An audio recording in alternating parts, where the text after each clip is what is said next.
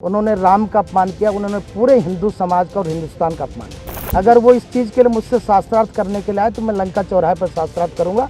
यदि मैं उनके साथ हार गया तो मैं संन्यास छोड़ दूंगा।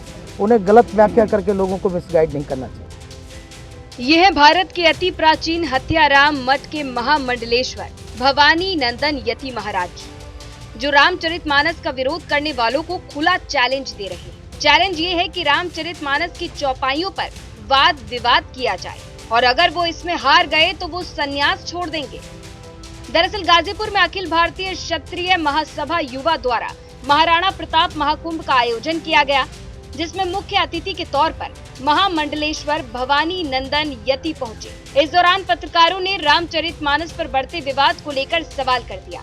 इस सवाल के जवाब में उन्होंने साफ कहा कि ये भगवान राम का अपमान है, हिंदू और हिंदुस्तान का अपमान है। जो लोग रामचरितमानस का विरोध कर रहे हैं उनको शास्त्रार्थ की चुनौती देता हूँ। अगर रामचरितमानस में लिखी बातें गलत होंगी तो मैं संन्यास छोड़ दूंगा। मैं उस राम का पुजारी हूँ जिस राम ने देश को सब कुछ दिया है। मैं राम की रोटी खाता हूँ।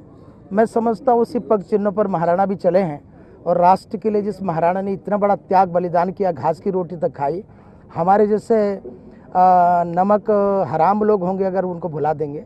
उन्हें आज याद करके मुझे बहुत ही, मैं उऋण हो गया हूँ उनसे, मुझे बहुत अच्छा लगा। आपने रामचरितमानस की चर्चा की है। इन दिनों प्रदेश में रामचरितमानस रामचरितमानस को जिन लोग इस पर टिप्पणी कर रहे हैं उन्होंने कभी पढ़ा ही नहीं। जो लोग जिस ग्रंथ को लोग उपन्यास तक नहीं फाड़ते हैं, उन्होंने इतना बड़ा धर्म ग्रंथ फाड़ा, ऐसा मैं पढ़ता हूँ। तो उन्होंने धर्म का घनघोर अपमान किया है, उन्होंने राम का अपमान किया, उन्होंने पूरे हिंदू समाज का और हिंदुस्तान का अपमान किया। उन्होंने बहुत गलत काम किया। अगर वो इस चीज़ के लिए मुझसे शास्त्रार्थ करने के लिए आए तो मैं लंका चौराहे पर शास्त्रार्थ करूंगा। यदि मैं उनके साथ हार गया तो मैं संन्यास छोड़ दूंगा।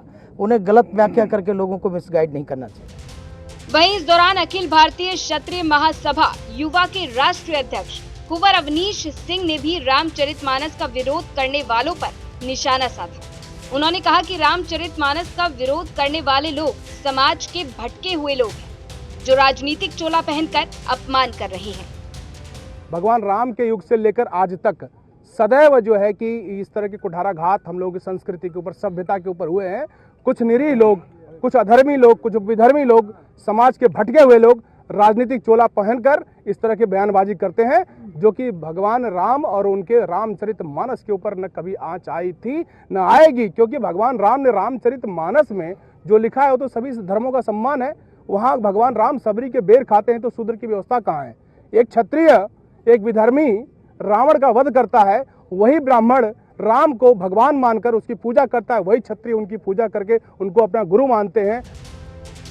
आपको बता दें कि समाजवादी पार्टी के राष्ट्रीय महासचिव स्वामी प्रसाद मौर्य ने रामचरितमानस की कुछ चौपाइयों पर सवाल खड़े किए, जिसके बाद से लगातार विवाद बढ़ता जा रहा है और अब इसका विरोध करने वालों को खुली चुनौती दी जा रही है कि आइए और सच जान लीजिए। गाजीपुर से विनय कुमार सिंह की रिपोर्ट, यूपी तक।